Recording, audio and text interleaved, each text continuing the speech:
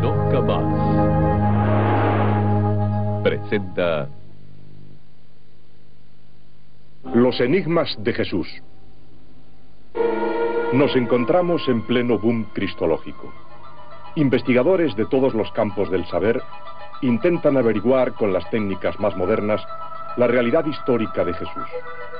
Solamente unas 30 hipótesis sobre la vida de Jesús nos separan de él, pero siempre se escapa de las pretensiones científicas que, con su metodología, intentan averiguar algo sobre su nacimiento. Millones de personas lo invocan todos los días como al Hijo de Dios. Todos los domingos, los sacerdotes hablan de él en cientos de oraciones y sermones.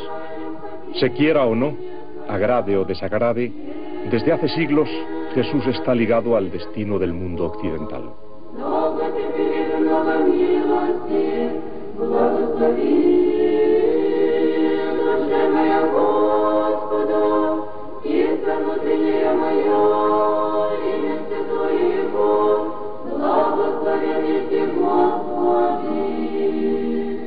Hace 2000 años, inexplicablemente, la atención del mundo se dirige hacia una lejana provincia romana. Los grandes historiadores latinos, Tácito y Suetonio, hacen difundir por todo Oriente la teoría de que estaba escrito en el destino del mundo que de Judea llegarían en aquellos tiempos los dominadores de la tierra. En las llanuras de Mesopotamia, la astrología y la astronomía prevén que desde Judea vendrá un Mesías a dominar el mundo. Según los astrónomos, su reino comenzará con la era de los peces, y precisamente en el año 7º a.C. También las profecías hebreas, que tienen una historia milenaria, hablan de la llegada del Mesías en un momento muy preciso.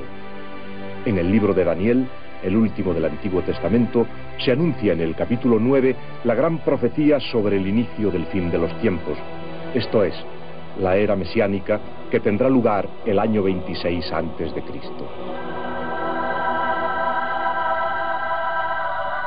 En los años del nacimiento de Jesús, una pequeña localidad situada en la orilla occidental del Mar Muerto experimenta una insólita animación. Las casas son ampliadas para acoger a las gentes, cada vez más numerosas, que se retiran para preparar la llegada del Mesías. Qumran es el corazón de un movimiento hebraico de un alto nivel espiritual, el de los esenios. Juan el Bautista creció en este pueblo. La vida discurre entre el trabajo y las oraciones, estudios y ritos de purificación. Los esenios visten siempre con prendas blancas, practican el amor al prójimo y se ejercitan en una rigurosa vida ascética. En 1947, un beduino descubrió en las cuevas de Qumran la biblioteca de los esenios, un verdadero tesoro arqueológico custodiado ahora en Jerusalén, en el Museo del Libro.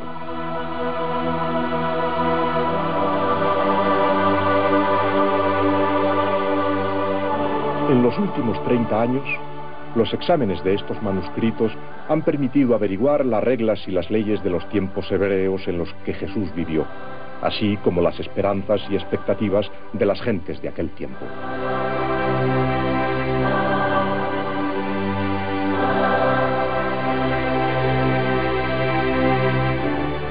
Una parte de los escritos no ha sido todavía publicada. Se trata de pequeños fragmentos de escritos hebreos que no mencionan a Jesús. Los manuscritos de Qumran no han aportado los grandes descubrimientos que mucha gente deseó en aquel momento de su aparición. Más bien, al contrario, nos han hecho ser conscientes de lo poco que sabemos sobre este personaje histórico.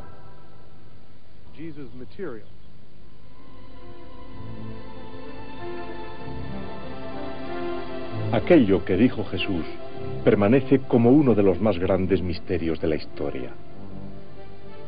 Para la Iglesia, el texto de los evangelios de Mateo, Marcos, Lucas y Juan transmite fielmente todo lo que efectivamente Jesús predicó y enseñó. Tienen un valor dogmático en lo que se refiere a la oración y la educación religiosa. La Iglesia ha desechado unos 80 evangelios, denominados apócrifos, y otros textos agnósticos, sobre los cuales se ha centrado en estos últimos años un renovado interés por parte de los estudiosos. El sueño de cada investigador es encontrar el texto arameo con los 200 primeros versículos pronunciados por Jesús. También la arqueología contribuye a la investigación bíblica. En 1986 se descubrió en una tumba en Jerusalén el más antiguo texto bíblico hasta el momento conocido. Es una oración del libro de Isaías que se remonta a 2700 años atrás. Igualmente, los ordenadores trabajan en la búsqueda del Jesús histórico. Un centenar de investigadores aplican la informática en todos los campos del estudio bíblico, ya sea en el Antiguo o en el Nuevo Testamento. En 1988 se reunieron en Jerusalén para intercambiar y contrastar sus resultados. En el pasado, un estudioso era capaz de escribir solo la 10ª parte de todo lo que había descubierto a lo largo de su vida. Hoy los ordenadores pueden memorizar todo lo descubierto en una generación y pueden conservarlo y desarrollarlo para la siguiente.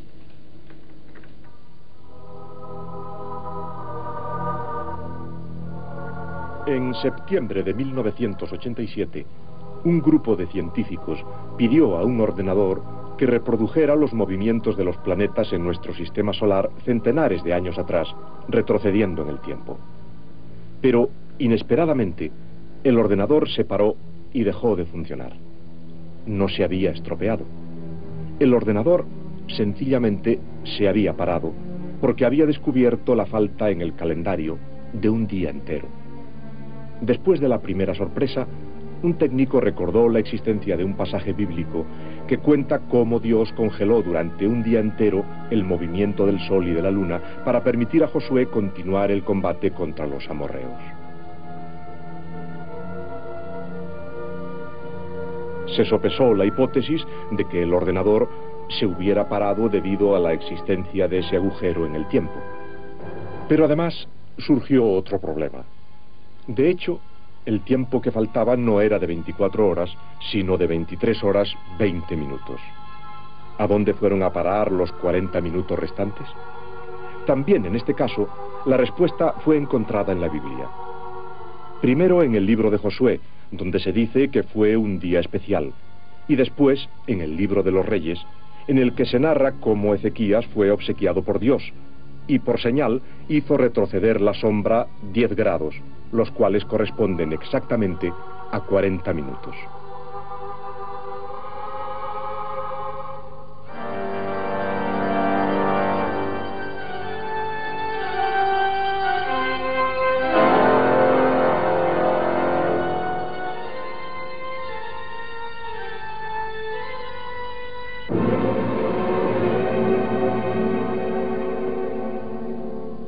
Todo lo que la arqueología moderna ha descubierto en Israel confirma que el cuadro histórico presentado por los evangelistas es paralelo a la sociedad, la política, la geografía y la religión de aquellos tiempos.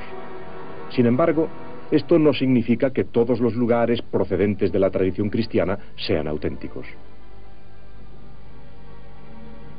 En Belén, en la Basílica de la Natividad, construida en los tiempos de Constantino, los arqueólogos han descubierto tumbas del siglo II pertenecientes a cristianos que desearon reposar el último sueño cerca de la Gruta de la Natividad.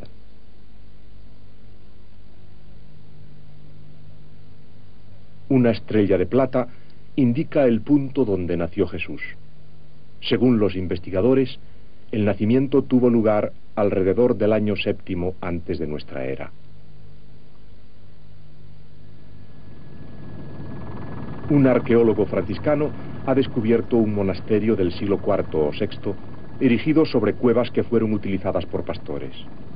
Este sitio es hoy considerado como el lugar donde se anunció la llegada de Cristo. La actividad arqueológica de los franciscanos se inició hace 80 años. Ocasionalmente, los arqueólogos franciscanos se han dedicado a otros trabajos no directamente relacionados con los evangelios. Es el caso del Herodium, la fortaleza, residencia y mausoleo del rey Herodes el Grande.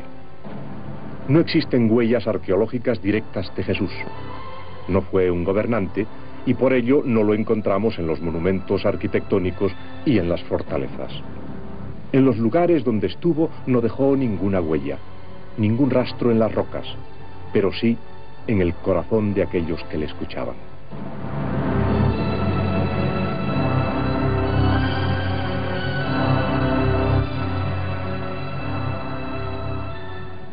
Nazaret existía ya unos 2000 años antes de la Sagrada Familia.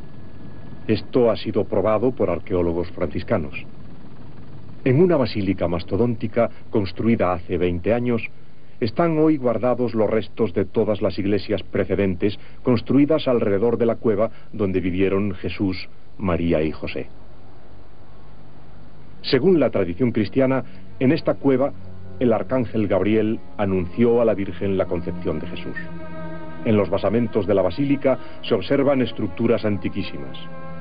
Los franciscanos han realizado una completa excavación arqueológica de toda la zona, descubriendo la gruta de una basílica cruzada, trazas de la época bizantina y prebizantina, y una sinagoga con los restos de una iglesia primitiva. Entre los escombros se distinguen grabados de judeocristianos y peregrinos pertenecientes a los siglos II y III. Juan el Bautista aparece portando una cruz cósmica.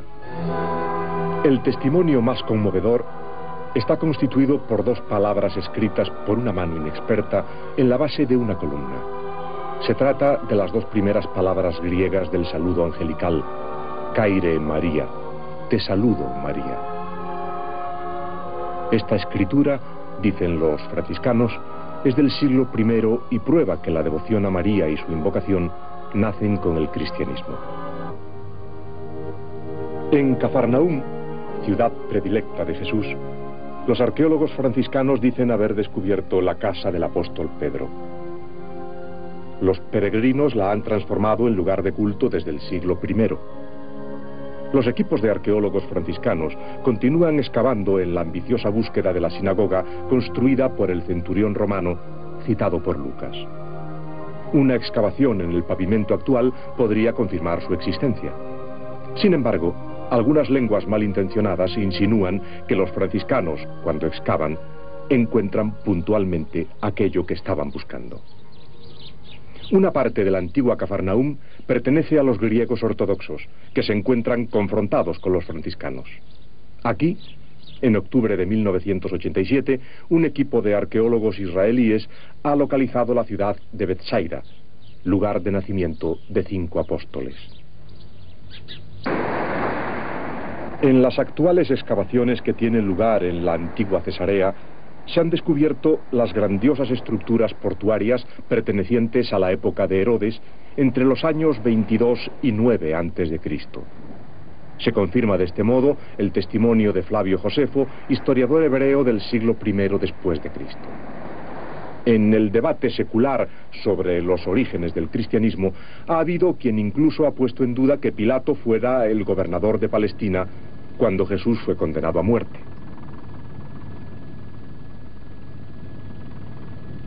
Una lápida descubierta entre las ruinas de Cesarea prueba no solo la existencia de Poncio Pilato, sino también de su prefectura. El testimonio de Flavio Josefo, de quien es reconocida su autenticidad, nos lleva a Jerusalén en los últimos días de Jesús. Nos encontramos en el comúnmente llamado Valle de la Cruz. Aquí podemos ver un monasterio bizantino construido en el siglo VI. Unos 1000 años después de la construcción de este monasterio, nació la leyenda según la cual fue en este valle donde se obtuvo la madera para la cruz de Cristo. Desde entonces todos aceptamos que este es el monasterio de la cruz. ¿Es presumible que en aquellos tiempos se realizaran muchas crucifixiones? Gracias al historiador Flavio Josefo, sabemos que en el período del primer enfrentamiento entre hebreos y romanos fue crucificada tanta gente que los romanos tuvieron que buscar madera al menos a 16 kilómetros de Jerusalén. La situación llegó a tal punto que se interrumpieron las crucifixiones simplemente porque no había madera suficiente en la zona.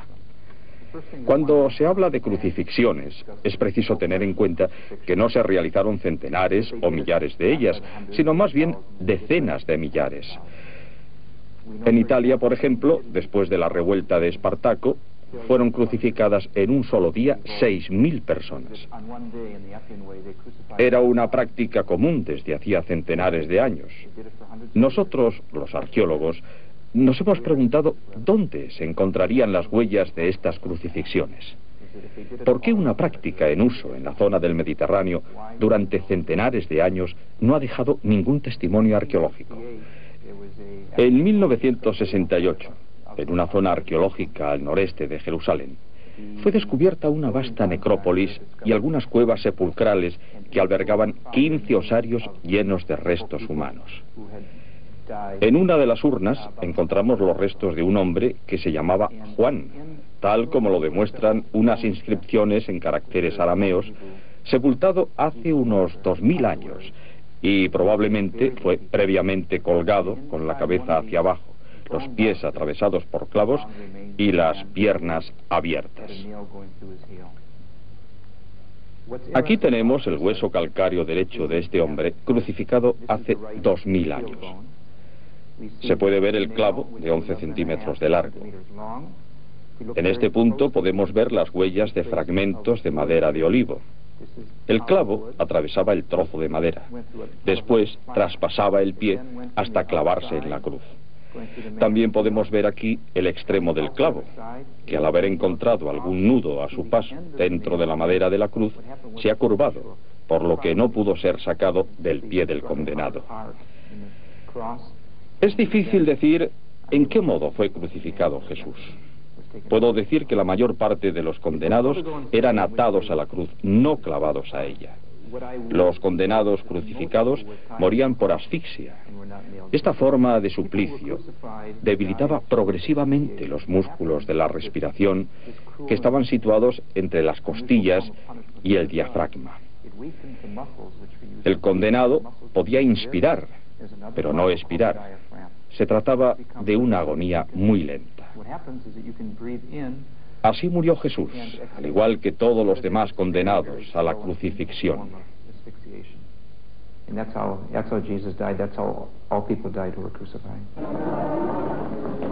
La actual Vía Dolorosa no es precisamente la recorrida por Jesús antes de llegar al Calvario. El camino no ha podido ser nunca definido científicamente. El recorrido realizado hoy por los creyentes data del siglo XVII. En la Edad Media, los cristianos seguían dos caminos diferentes.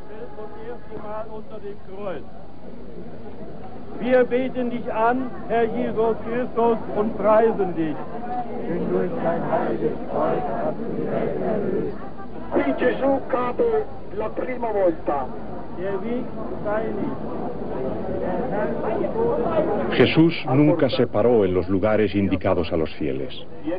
De las 14 estaciones, 5 no son citadas en los evangelios. Fueron definidas en el siglo pasado. Pero quien recorre el Vía Crucis con la mente y el corazón inmersos en la oración, no se hace preguntas sobre la autenticidad de los lugares por los que pasa. Desde hace 2000 años, para los cristianos, Jerusalén es el símbolo del reino de los cielos.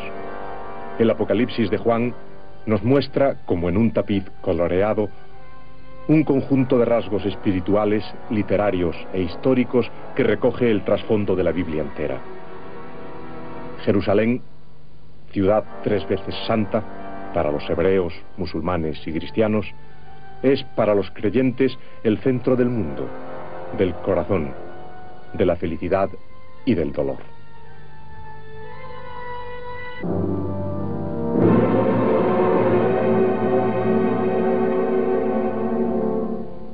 Se ha derramado mucha sangre en la conquista de estos territorios. Jerusalén está tan llena de significado que a veces es difícil distinguir entre lo verdadero y lo falso. Además, las paradojas se multiplican. Así, uno de los lugares de Cristo arqueológicamente aceptado, la entrada principal al monte sagrado, realmente atravesada por Jesús cuando era habitual entrar en el templo, no suscita un particular interés por parte de los fieles.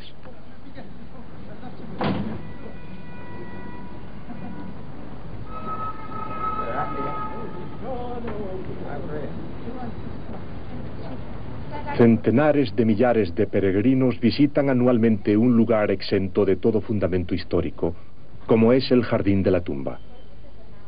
Hoy, casi nadie admite que este sea el Calvario verdadero. Pero los creyentes continúan visitando en masa la falsa tumba de Jesús. Los arqueólogos han identificado la colina del Gólgota, sobre la cual Jesús fue crucificado. En la estructura situada a la derecha de la entrada a la Basílica del Santo Sepulcro, se encuentra englobado un grueso bloque de roca, al que da culto desde tiempos remotos la comunidad cristiana de Jerusalén. Todos los que durante siglos han reconstruido y restaurado el edificio lo han conservado celosamente.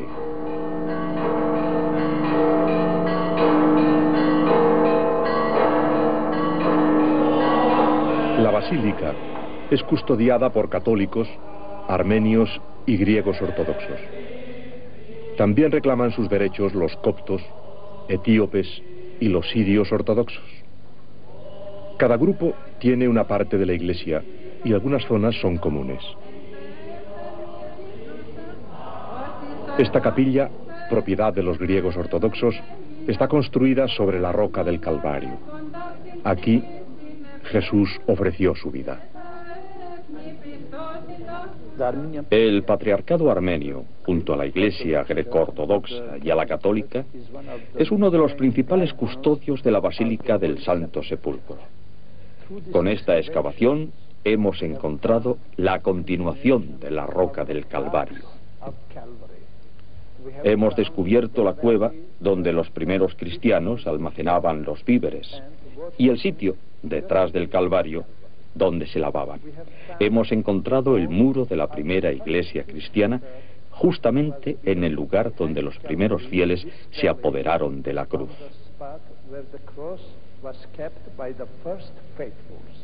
Para hacernos una idea aproximada del aspecto del Calvario, ahora cubierto por la basílica, tenemos que recurrir a los bocetos realizados por los arqueólogos. Así sería, en aquella época, la tumba de Jesús. Una tumba con la piedra rodante, de hecho mencionada en la parte final del Evangelio de Marcos. Tan solo un hombre rico como José de Arimatea, miembro del Sanedrín, podría permitirse un sepulcro como este. Hace 20 siglos que el sepulcro es rociado por las lágrimas de los fieles llegados de los confines más remotos de la tierra. La historia está llena del nombre del Santo Sepulcro y bañada por la sangre que por él fue derramada. En el interior, un estrecho pasaje que estaba cerrado por una piedra redonda nos introduce en el lugar más sagrado de la cristiandad, la tumba de Jesús. La reliquia más importante, en parte porque hace referencia a las páginas más dramáticas de los evangelios, es la sábana santa, conservada en Turín. La sábana se usaba antiguamente, todavía no sabemos desde cuándo, para envolver el cuerpo de un hombre crucificado. Según la tradición popular y religiosa, este tejido divino es la sábana que cubrió el cuerpo de Jesús. Reproduce, con una perfección casi fotográfica, el rostro de un hombre.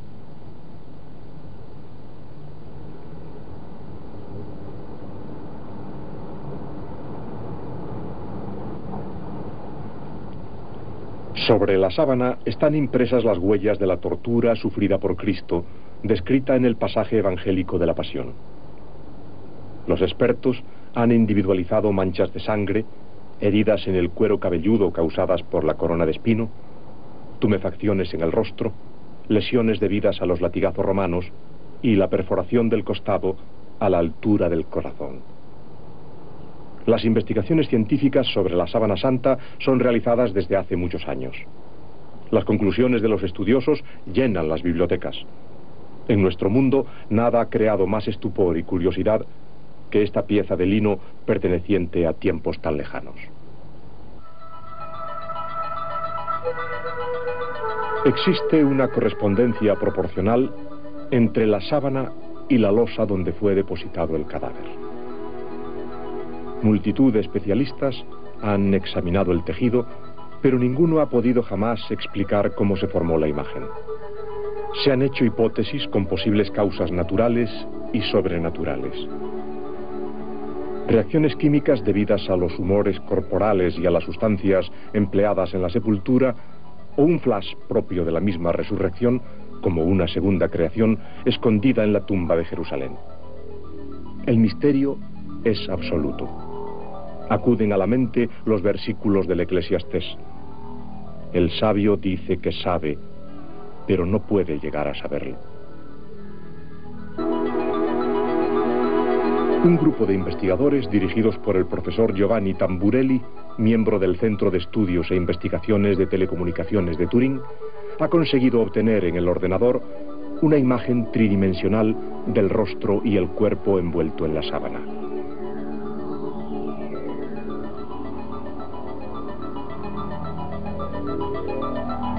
¿Sería este el auténtico rostro de Cristo? ¿Quién era, en su opinión, el hombre envuelto por la sábana? Yo sostengo y repito que es altamente probable que se trate de un material que pertenece al propio contexto de los evangelios. Por lo tanto, la respuesta es que dicho personaje debe ser identificado como aquel al que se refieren los evangelios. ¿Quiere decir Jesús? Sí, usted lo ha dicho.